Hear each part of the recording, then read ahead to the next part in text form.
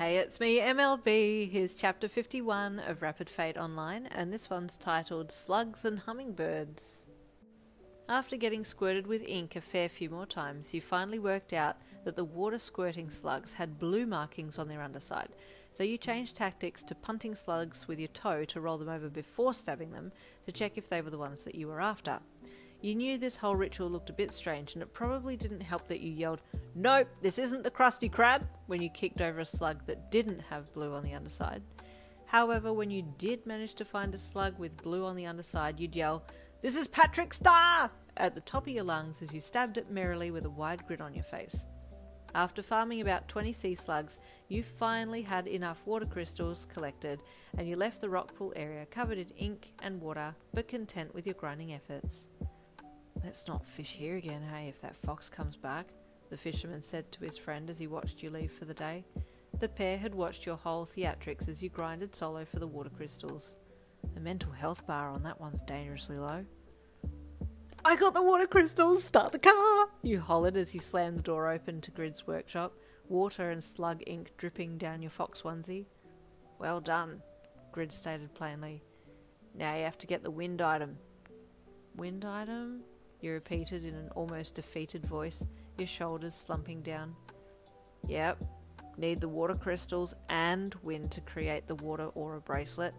There are a few elements you need to combine to get the desired end product." "Okay, where do I get the wind item from?" you asked, wringing ink and water from your tail. "Hummingbirds, in the forest on this level. They're little and cute, just need to catch about 50 of them and squish them," he said nonchalantly. "Squish them?" you gasped. "I can't squish them," you added with a pitiful wail. "Well, you can't get your wind item then, can you?" he said, stopping what he was doing to look at you. "Oh, this is for Butterfly," he said with dejected resolve. "If I have to squish hummingbirds to get wind for his bracelet, I'll do it." "No, I'm so sorry," you wailed as you squished yet another hummingbird in hand. You watched as the crystals floated up to the sky before sighing and finding another bird to hunt and catch. "That's..." you squished another one. "30? You kept going, trying to make the situation emotionally lighter for yourself by chanting, he loves me not," every time you caught and defeated a hummingbird. As you hit 50, you triumphantly yelled, "He loves me!" and turned to skip back towards town. A few minutes later, you entered the workshop with a triumphant grin on your face and proudly stated that you now had water crystals and wind for the bracelet. "Well done," Grid said with a smile. "We'll make the bracelet tomorrow. For now, you need to go home to your man and maybe clean up a bit," he laughed. "You're a mess." "I can't be looking that bad, can I?" you asked as you stepped back and looked to the right to see yourself in the mirror on the wall.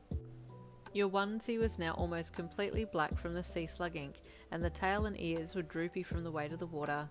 You did indeed look a mess. Yeah, okay, best to call it a day. I'll be back tomorrow."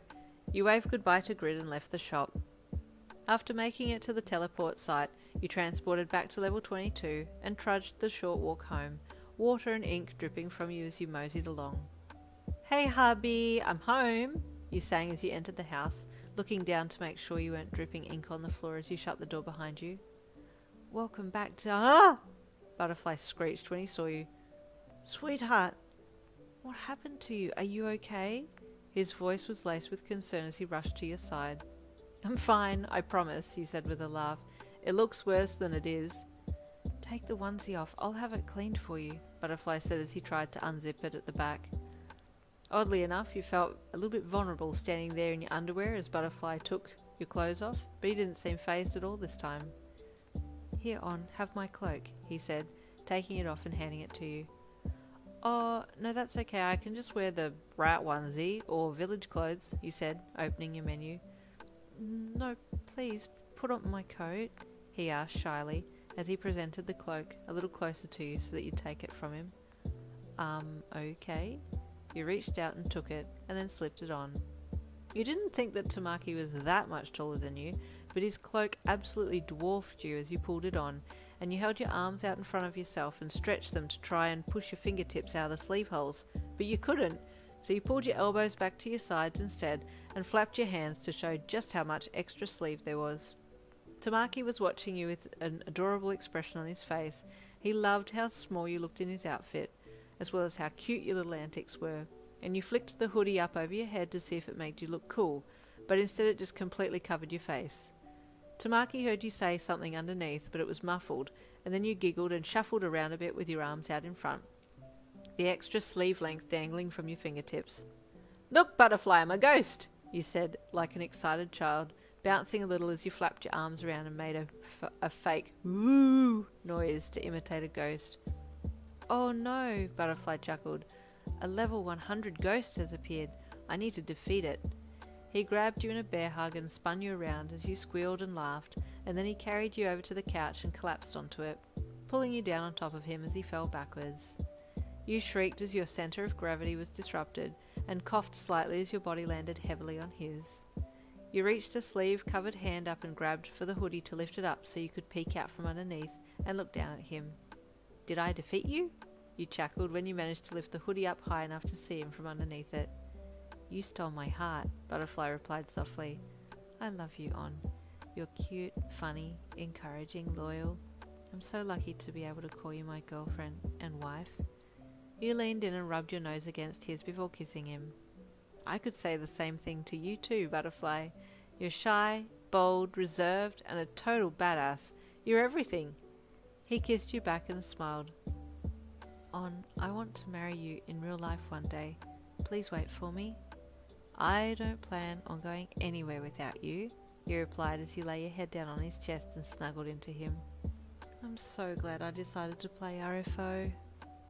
And there ends chapter 51 on a very cute note, so stay tuned for chapter 52 coming tomorrow.